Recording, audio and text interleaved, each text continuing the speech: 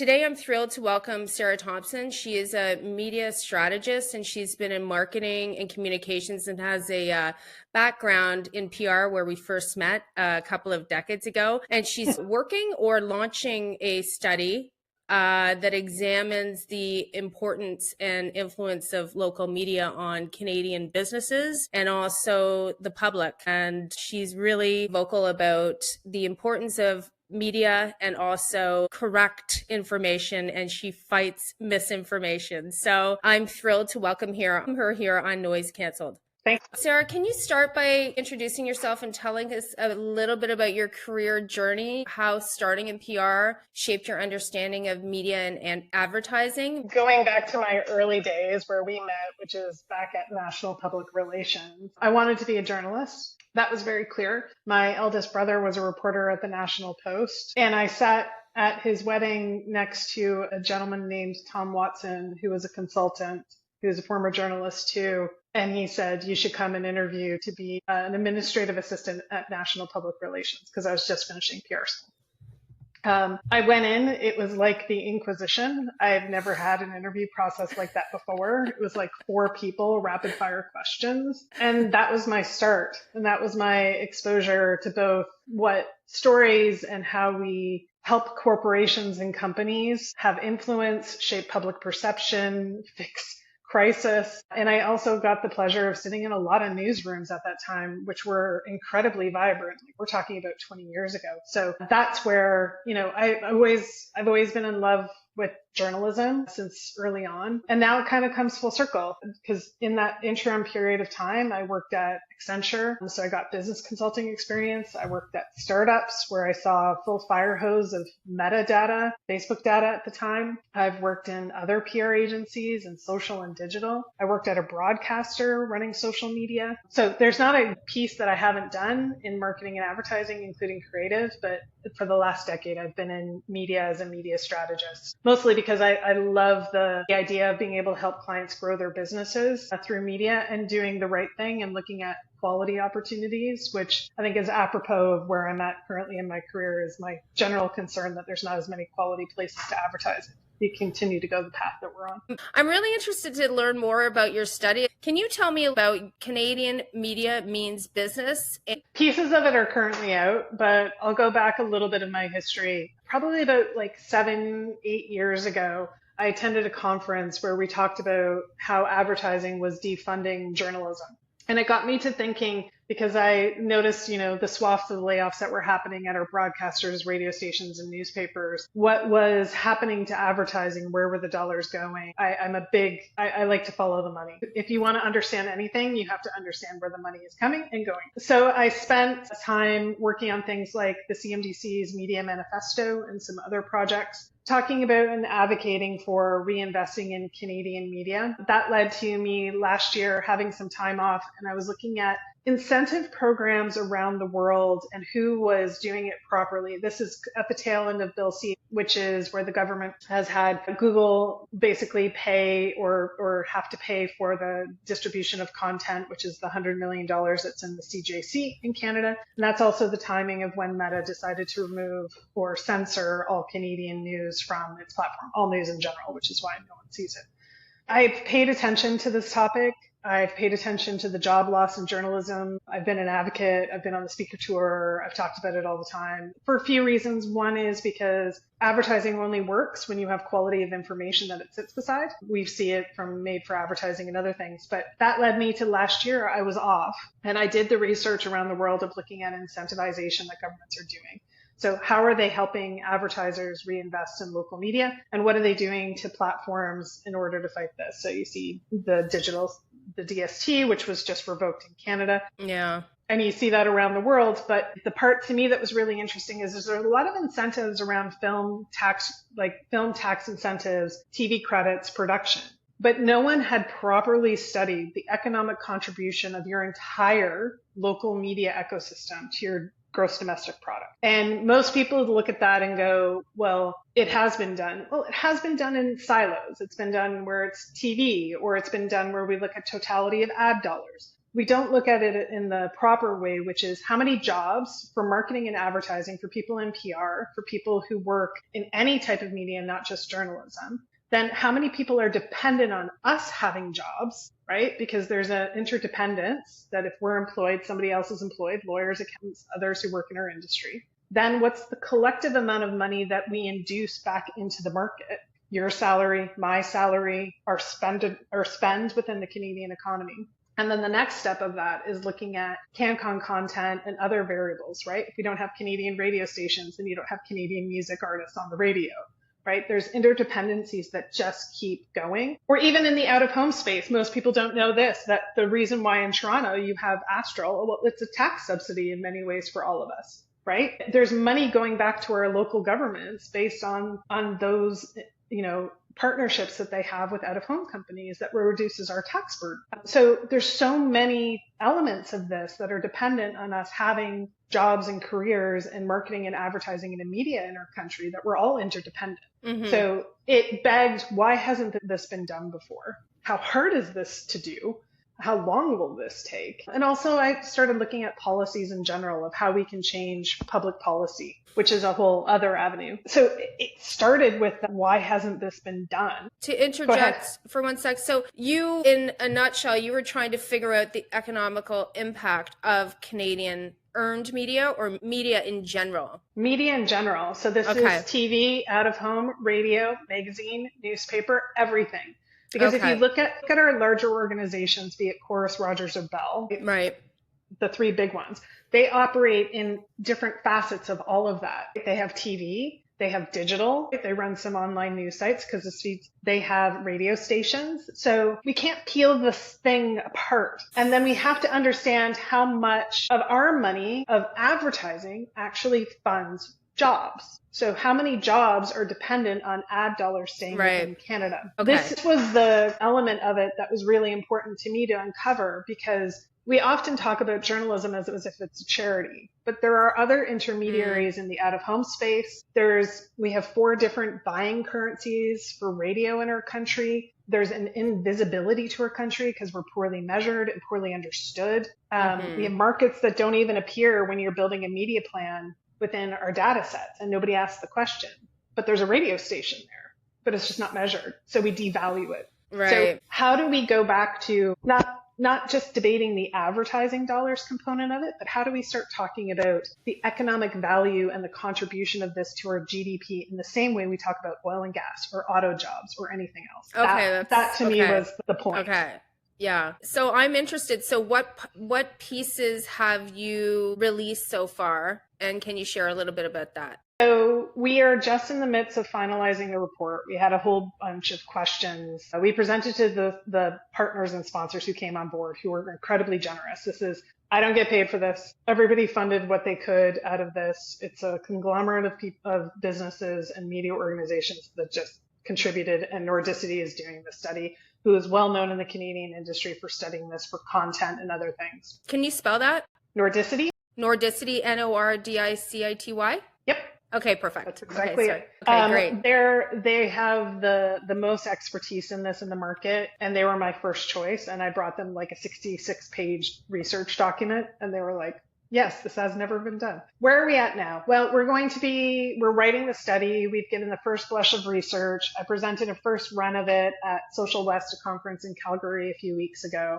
Saw that. There's going to be a campaign that's being done, which is done with my sister agency, The Garden, who has done the creative for it. There'll be swag at some point because it looks good on a t-shirt. The initial findings of this are we have more jobs in our industry that we contribute to. So this is all marketing, advertising, all the different types of media than the automotive industry. Wow. When you look at the totality of our contribution, we are encroaching on about $24 billion contribution to the GDP. We've taken a look at the erosion because there's a pivotal moment in marketing and advertising, especially since COVID, because of how quickly we all had to pivot and change ad dollars invested in, pulled out. What is our world like when we were all closed up? We forget COVID for some reason. But that resulted in a lot of us advertisers, especially especially over investing in digital. And then what was the job loss at that point too? We're estimating the loss of economic contribution in that time since then is close to $3 billion that we've lost in economic value from job loss in journalism. So that's TV and newspaper especially. And then we're looking at, well, how much money has actually left the advertising industry in total since then? About $7.5 billion has also left our economy. And then we're starting to look at, well, what's the projected erosion from a digital advertising perspective over time if we continue on the same path? It means only about 1.8 to 2% of all digital ad dollars stay in this country. So it comes at a time where a dollar into anything connected to advertising in our country with Canadian owned and operated media creates a dollar to our GDP, so it's on par. I am pushing with the team right now of when was it more than that? When was it a dollar into that industry created $1.25 of contribution to GDP? When did that moment change? My inclination is it happened around 2018, 2019. Could have happened before then, but the point of all of this is to say if we continue on this path of erosion, if we continue on this job loss endeavor of journalism and not investing in Canadian owned and operated media, the money leaves our country. We have no information integrity because we don't have journalists on the ground.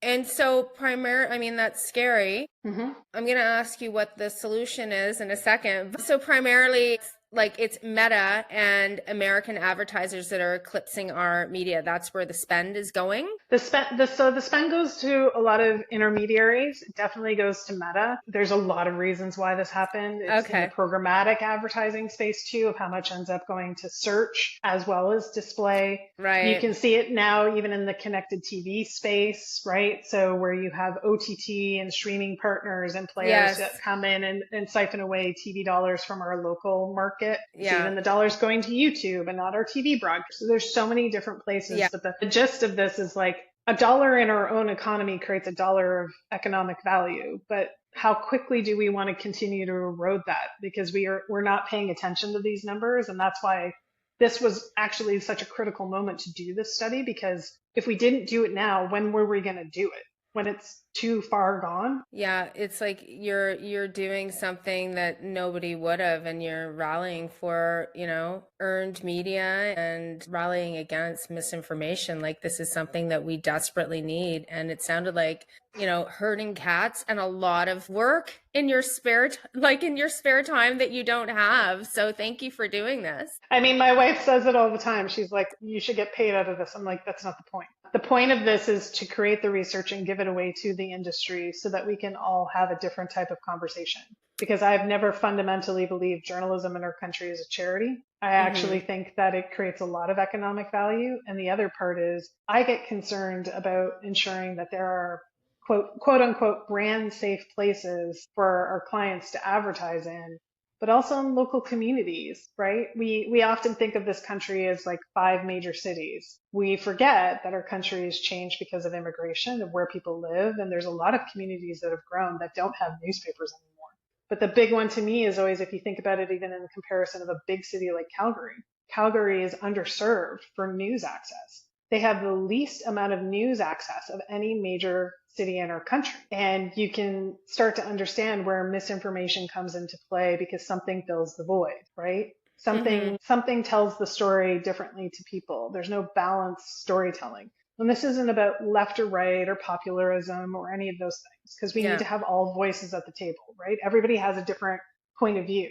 But there is a difference between journalistic integrity and seeking the truth, and then mis and disinformation that can influence elections, that we stop holding politicians to account, that democracy starts to fall. And then do I want my ad dollars in those places? Like somebody has to make things still in our country, right? Somebody still has to tell these stories for the ads for my clients. Yeah, it's a pretty scary world where you have, presidents in the US just leaning into TikTok and Instagram to get the information out because then they don't need to be cross-checked by journalists. So, the earned media is still important. I mean, you look at Donald Trump and he removed all of the key mainstream media there and put in his right-wing media into the White House. So that tells you something about the importance of earned media. If he wasn't afraid of them and didn't know that they were asking questions about the truth that were a little uncomfortable, he would not have gone to those lengths. So, I mean,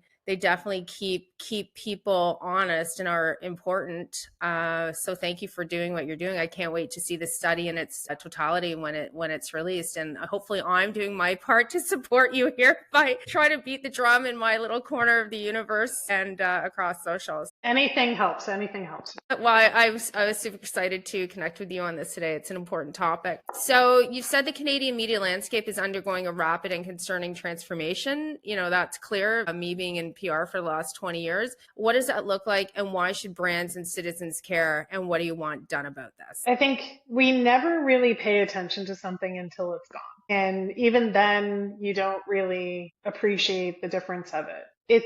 It's not a question of like Meta and TikTok or Instagram, because they all have their places and spaces within our industry, especially from an advertiser and a creative perspective. The issue comes down to, where do we want to get good quality information? And a lot of that isn't just investigative journalism, right?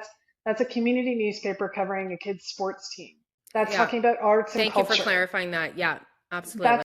That's LGBTQ plus, to which there's not enough representation of that. That's the Indigenous population having journalism and newsrooms. It's all of those things together, right? It's, how do we have great stories, great content, great storytelling in our country? And that to me is the element that often sort of gets neglected. Canada is the largest consumer of everybody else's content but our own, which is a really strange place. I think we're first only to like Ireland. And that unto itself creates a cultural identity challenge. Where do you get your sources of truth challenge, right? If you're more likely to read the New York Times before the Globe and Mail, if we read the Toronto Star last on our list, like what ends up happening to the way that stories are told? I remember years ago, I had Robin Doolittle, who's a really well-known journalist who was at the Star and now is at the Globe and Mail.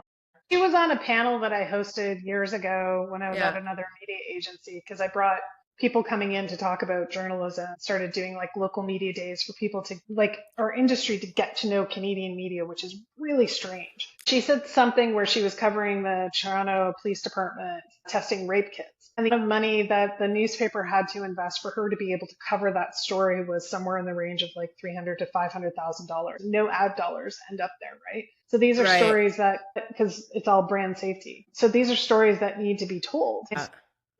It constantly begs like ad funding, because there's not going to be a whole swath of people that are going to pay for more subscriptions, right? You're paying for a subscription for your AI platform. You're paying for subscriptions for your streaming platforms. You might still have cable TV. You might be paying for your Spotify subscription. People aren't going to keep paying for more things. So are we looking for more funding from the government for our press? Like, we have the CBC. Do we really want that? I don't think it's as much as like more government funding. I think it's a different way of looking at incentives. The Canadian advertising industry in Canada, the totality that's invested is around $27 billion. Half of that is small and medium-sized businesses who inevitably end up advertising in Meta and Google because it's the easiest place to advertise. It's much more challenging if you're a small business to go and buy a billboard or to go do a radio spot or go buy a TV ad. Yeah. I think there needs to be some ease in that. The CBC is an extraordinary organization, and I'm glad it thrives, because in a lot of communities, its radio station is the only. Well, if we had a different government, it might have been dismantled. Yep, 100%.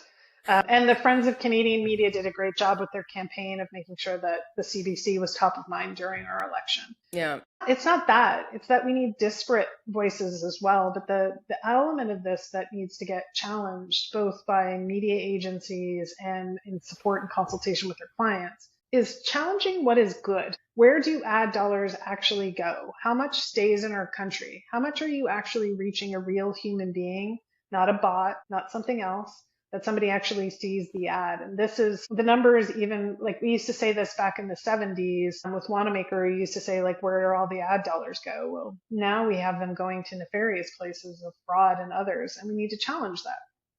$26 billion is a lot of money. And if half of it is already leaving our country, and then we're underfunding our Canadian media, when you turn around and you want to do a campaign in Canmore because there's growth there or there's dollars there, but there's no publication there, then you're reliant on platforms, and that money doesn't stay in our country. We'll Okay, have yeah, further because job you're loss. doing, yeah, because you're going to do something like you're going to do a targeted campaign on Facebook or, TikTok or whatever, and that'll be in some banner ads somewhere, maybe. Yeah, and there's no standard. Like if you look at the history of platforms, we always have to call it the fact that they've changed metrics, that they've said like this was a view rate, now it's this. They can change what they want. And even in that, when you think about the move that Meta and others are making from a generative AI, the idea around that is a small business puts their credit card in, creates a whole bunch of creative using Gen AI and lights up a campaign. How is any small business going to audit? How do you know that it actually did what it was supposed to do if there's nothing else available to you? So they're not audited by a third party, the data that they give you? Why don't people beat the drum on that? Do you actually use that? I mean, you're a media expert, but you work at an agency. Like, is that something that you tell prospective clients? Well, it's the importance too of agency to be the agent of a client. My job is to invest a client's money in order to grow their business. Therefore, we're held accountable. I'm held accountable to the results. I'm accountable to the return on investment, but also making sure that their ads are appearing in worthwhile places. Right. That to me is you're protecting their brand. You're the steward of their brand, right? Yes, that never changes, even from a PR perspective, right? It's reputational risk. It's all of those things. Because if you look at sort of how we've transgressed over the last 20 years, there's a lot of influence in advertising decisions that doesn't necessarily mean that we're constantly doing the right thing. And that's not to say don't do programmatic or don't do meta or don't do all of those things. It's just a recalibration. It's a rebalancing. It's asking the question, not taking the results verbatim, because you can't constantly be the hammer looking for the same nail. You have to challenge the results. You have to have econometrics or MMMs and attribution models and analytics in your industry. I highly recommend to any client in advertising that you're building those tools within your own firewall so it's close to your sales data and your customer data as possible so that you're getting a transparent answer, not something where somebody is just selling something to you in order to get a better answer to your question. I mean, it sounds like we're also relying on companies being good corporate citizens. Not every company is. There's a lot of DTC brands out there that are out to make a quick buck. And they don't care about where they advertise. They care about a quick buck traffic conversion. So we're really kind of relying on those big brands out there or companies that care to join in this, I guess, mission to operate ethically within the media. They can ask those questions. So they can ask to pull log level data. They can ensure that their programmatic ads aren't running throughout the middle of the night, whenever time zone they're in. If you do those things, you're already eliminating fraud, right? Then you go and ask your agency, I need to understand the top 200 websites that my ads are appearing on, because I guarantee that if you start to see .ru or Ukraine or Israeli websites, for the most part, that's where some fraud appears. There's a couple of criminal organizations that participate in that too, because there's a lot of money laundering connected to it. We need to understand that this is money, right? In so many ways, a media agency or how we are applying marketing and advertising, we're not that dissimilar from exchanges, right? You can decide that you're a robo-advisor and that we're going to put all your dollars on autopilot and hope and pray that grows your business. Or we can be high net worth advisors and be much more discerning about the quality of investment that we make for the future of your business. I would rather be the latter than the first. I think you can apply AI to start looking at those opportunities of, quicker decision making. But by no means should you be handing over your marketing and advertising budget to any organization and saying, and that's kind of where we've started heading towards. Also devalues everything that we have been talking about, the quality of the content, where it appears. You see this all the time too with like recipe sites. When you want to just make dinner, you find a recipe, but then you're served 4,000 ads beforehand. This is cited a lot. It's not a good experience. And who has to hold that to account? Well, I believe as an agent on behalf of my clients, we should, right? Just because you can doesn't mean you should, doesn't mean it's a good impression. And start challenging some of the things that you're looking at. Because if you're a CMO or a VP of marketing, we want you to have a long tenure. We want you to have a great career. We want you to be our client for a long time. I want you to be successful. I want you to grow your company. And I can see where we are having challenges, because if you're in a meta environment, right now you could also be next to fraud, right? You're also, when you cookie against an audience or you are using first party data in some of these platforms, you're making your customer base free game for your competitors. So where and how do you go back to the core principles of what marketing and advertising, and yes, even PR, are about? There's something that you mentioned on your LinkedIn, and I looked it up. I want to get into it. So advertising dollars are down. Advertising dollars are down, but earned media consumption is up. Mm-hmm. Interesting. You would think that they would align more closely. Can you get into that a little bit about why that would be? I think, out of the necessity of journalists and others, you see an increase of things like Substack. You see an increase of people looking for more sources of legitimate information. If you think about it like Bill C-18, a lot of our news publishers have been actually up in traffic ever since. They've been able to weather the storm a little bit better. They've been able to improve on their news coverage and hire more reporters because their traffic is up. The ad dollars now need to follow that pattern of the more readers should follow more ad dollars, because that's where the eyeballs are, especially quality attention of readers. So I'm not surprised. I also think that we're also starting to get, and I think this has happened for a while, and there's some interesting studies on this, of the digital fatigue, of the need for some awareness that is happening to our digital consumption patterns, that we spend more time with a news article, say, in a major publication online than we do scrolling through Instagram. There's something to be said for that, of how people use their attention in these platforms. So none of this actually surprises me. I think as human beings, we are curious creatures who are trying to figure out, where do I find information? We're also creatures that can give in to conspiracy theories really quickly and start believing things as fact. And we need to just be aware of that, of the way our brains actually work when we consume information, which I think is underappreciated these days, which again goes back to my PR side of things. We spent a lot of time in that in school. I don't know if they teach that as much as they used to, but we spent a lot of time talking about psychology and behavior. And I think we've kind of lost that, of how this little ticker in our skulls actually works. Yeah, I mean, let's be real. Like, the social media, it's like crack. I think it's ruining our kids' minds and shortening our attention spans. I think there was a study a year ago that squirrels have a longer attention span than humans. It doesn't bode well for our nervous systems, that's for sure. The other thing is, do you think people are consuming earned media more now because they are so confused about what's real and what's not? Do you think it's a real opportunity for legacy media? That data point that you shared on your LinkedIn, I was looking for that stat about earned media consumption being up. It wasn't like broadcasted. But that would be something, if I was doing their PR, I would be beating the drum on that. I think a big element of do we have enough journalists to cover what's going on in our media environment? Like the media covering on media? Yeah. The answer to that is no. So we end up in this position. The part of, if you haven't followed even in the United States, and I've spoken with some individuals at an organization called Check My Ads, which everybody should take a look at, that there was no mainstream press in every single day of the anti-monopoly case against Google in the US. The news coverage didn't really translate outside of it, but that's a big news I think story. I listened to like one podcast. I think the Times did something on it. Like, I heard rumblings about it, but that's because I'm a media nerd, Yes, and the average person doesn't understand this, right? Right.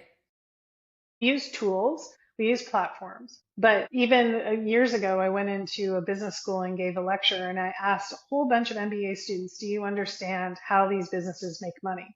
And they couldn't answer the question. Yeah. And it's with advertising. Your information. Yeah. And I'm like, you need to understand, again, the money side of things. So earned media being up, absolutely. It also translates into how much we're looking at influencers in different ways of who are the voices that we can trust in the evolution of that space. But we're definitely trying to figure out the truth of things. Podcast consumption is up, like everything is up. It's just Mhm. why isn't the dollars flowing to where there is reliable sources of information? That's my bigger question. I think it's because of Meta. I mean, I talk to a lot of startups. They're like, we're just going to dump our money into Meta.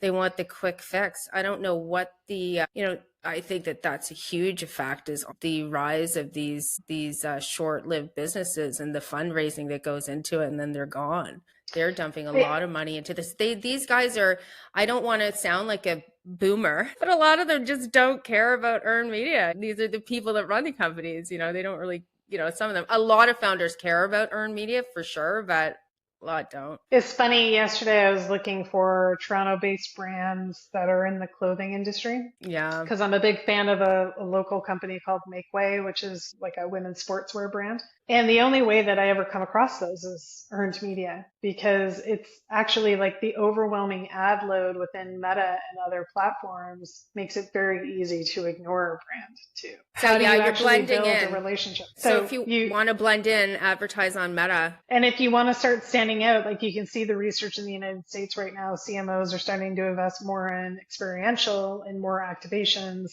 and more like human connection. There's a Yeah. reason for that, right? Performance media, we often think is like hyper rational, but we are emotional creatures. The emotions always overwhelm the rational. So we end up sort of thinking like, everybody's going to make a decision because of a price point or because of a sale or because like I've reached their id in a particular way and that they're going to jump on it. And yes, well, there is that bit of like impulse, right? When you're scrolling at 10 o'clock at night and you bought that thing that you didn't really need. Yes, I get it. That's what those platforms are built for. But if you actually want to build trust and you want to build a relationship with your customer base and not have them, run over to your competitor next week, you really need to have quality media environments to advertise into. You need to be able to forge trust with them. You need to do all the classics of marketing And and PR.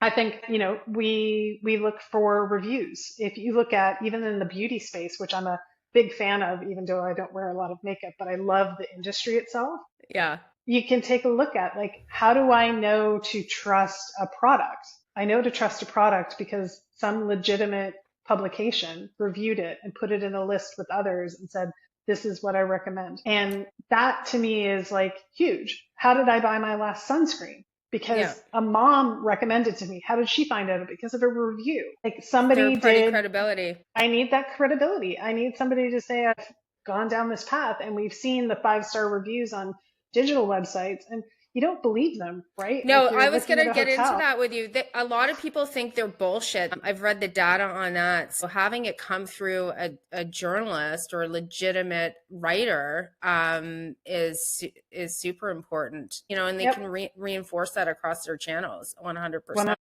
Yeah, it's really important. I like the other thing that you mentioned about CMOs wanting to do more in-person engagement. So, I've been hearing and reading a lot about millennials wanting to unplug. They want to get offline. I mean, I don't know how real that is, but I've certainly read about it. Kit Kat did a campaign, give yourself a break from social media. I was talking to Jack Harding. He runs an influencer agency, and he's seeing more big brands wanting to do that in person to cut through the clutter and not just rely on digital. So I think that's really interesting that you're seeing that too. I guess I would kind of liken it to almost why people are still doing direct mail.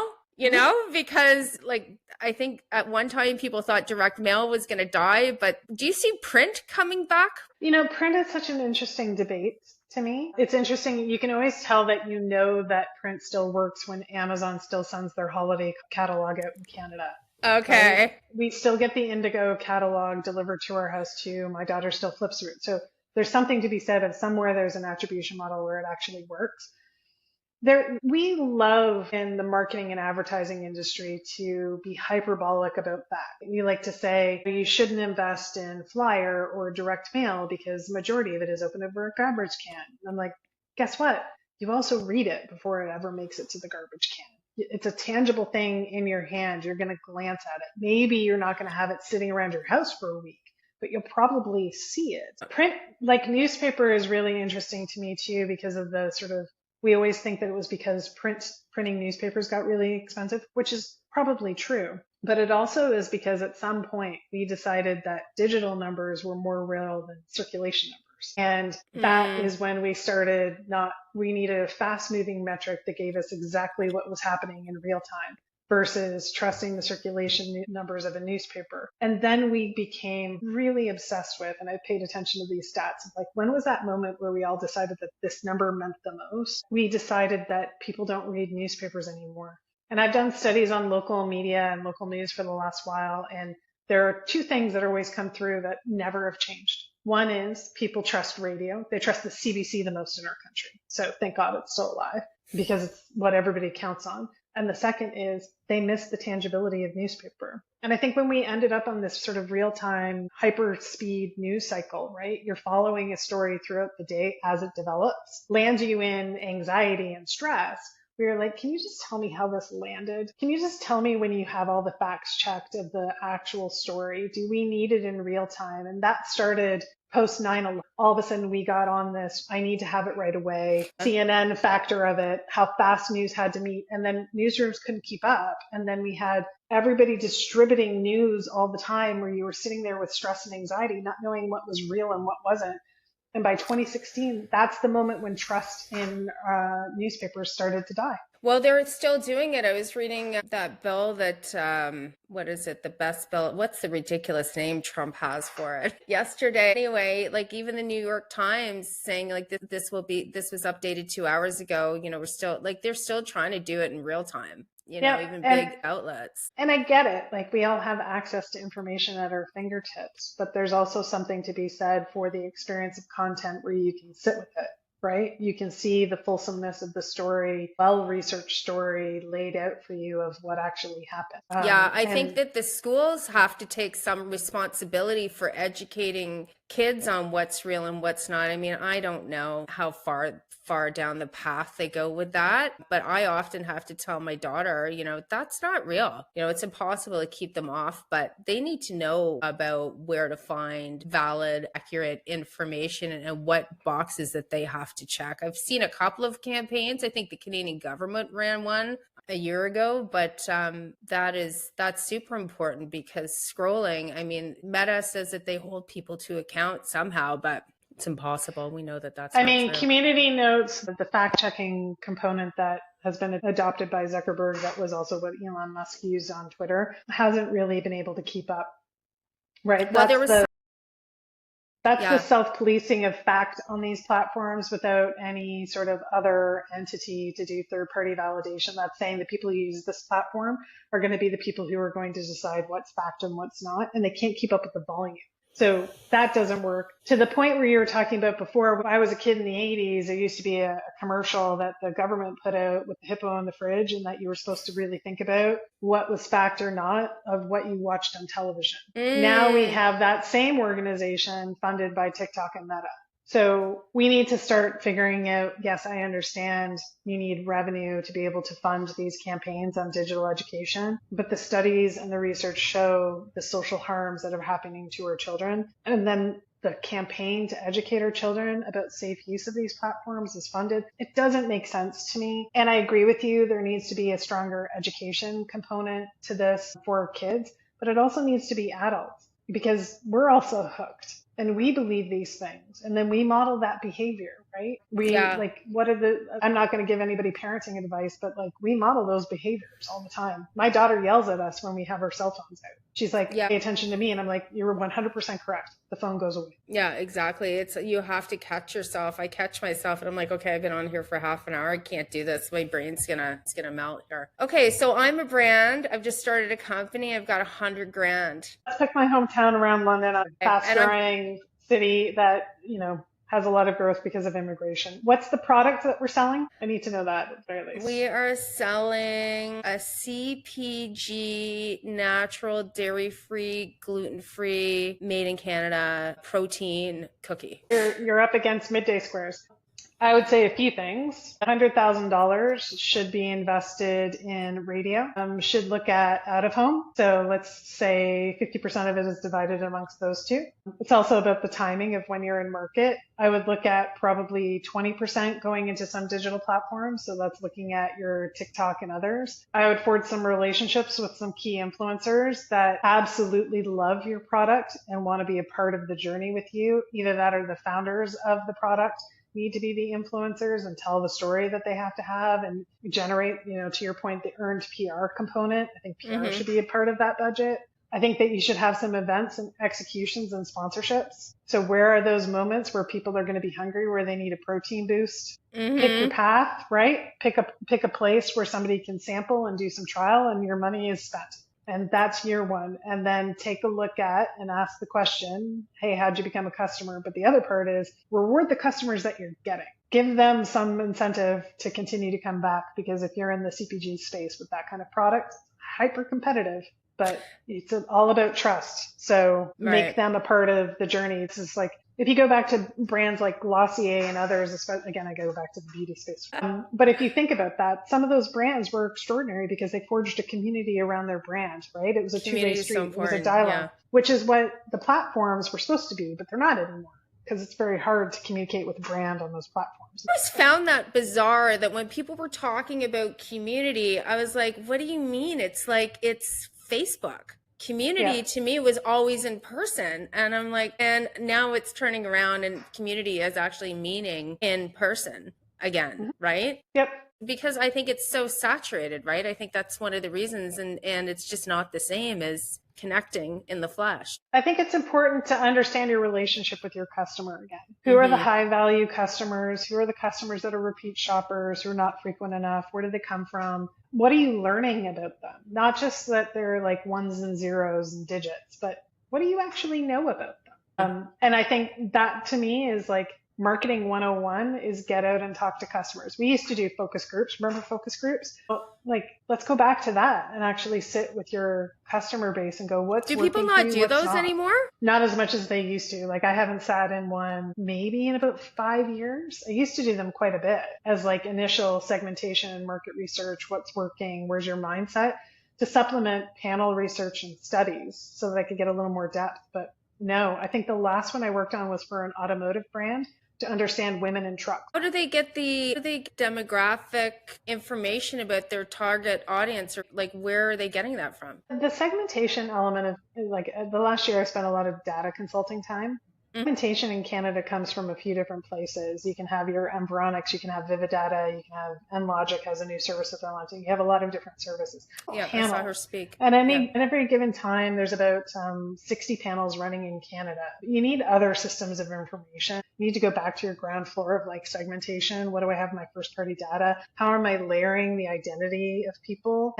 This is where privacy in Canada is great because our postal code is PII compliant. The FSA makes it privacy compliant. So you can start to stitch together and understand your customer base on a physical level, not a digital level of chasing a cookie. I digress for a minute, but this is a part where I think getting to know your customers again, spending time in the places where they're spending time with you. If you're a CPG, when was the last time you walked through a store? Not just the retail lead of your business, but when was the last time you sat in a grocery store or went through the same customer journey that everybody else does with, click and collect apps and shopping apps and other things? Have you done those things in a while? Have you talked to somebody? Do you there's so many different versions of how people talk about you that even if you use social sentiment from social media channels, not a lot, I think it's something like sub 10% have a brand mention. You're going to miscategorize sentiment. You're not going to really get it right. You have to dig into all of it, even with machine learning. So it's still a best guess. There's something to be said for human interaction. There's one person in our world,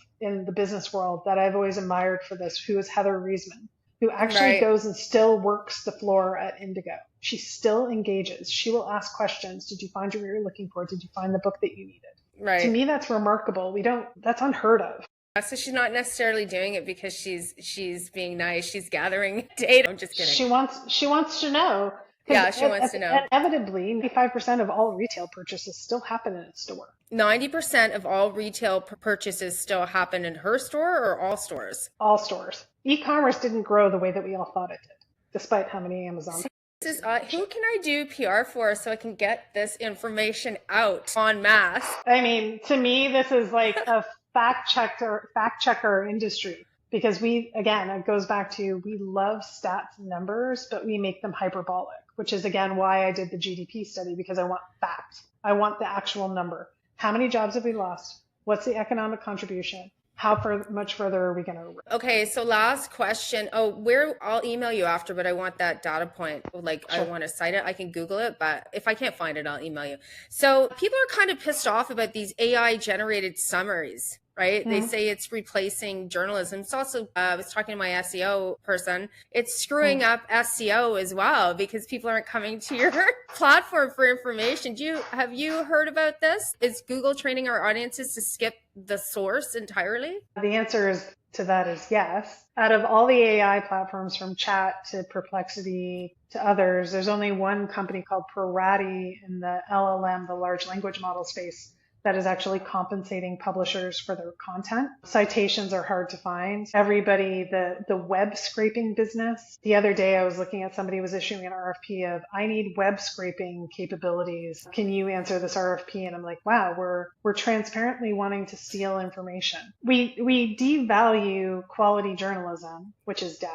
And then we have had scraping happen for as many years. Then we have poor copyright protections and we devalue it. And then you have the inability for publications to generate revenue off of advertising because their traffic is down, because we have summaries in Google and Perplexity and other places who aren't compensating the creator. You can start to see how this goes. It needs to be the rule of law, because people are not going to do the right thing. You know, our government needs to step in and help us figure this out and fix this. The good news of that is that if you look at some of the consultation these days from an AI perspective, there's a big discussion around data assessment. So what is the valuation of the content from a data perspective that our publications and our journalists actually create, and then how they should be compensated? But we have to move more quickly than we typically do, but this is very hard for governments to do. How do you protect copyright? Because what we want is to have the right answers come out of AI. But there's no AI that can sit in a scrum with a politician.